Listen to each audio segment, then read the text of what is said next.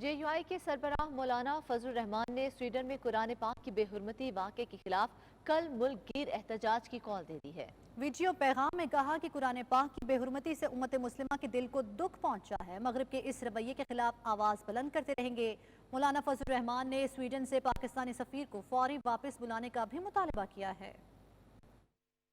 Sweden جہاں پر قرآن کریم کی مسلسل بے حرمتی کی جا رہی ہے، امت مسلمہ کے ایک ایک فرد کو اور اس کے دل کو جو دکھ پہنچ رہا ہے، حقیقت میں تنگ نظری، برداشت کا نہ ہونا، اور اس کو کہا جا رہا ہے کہ یہ اظہار رائے کی آزادی ہے۔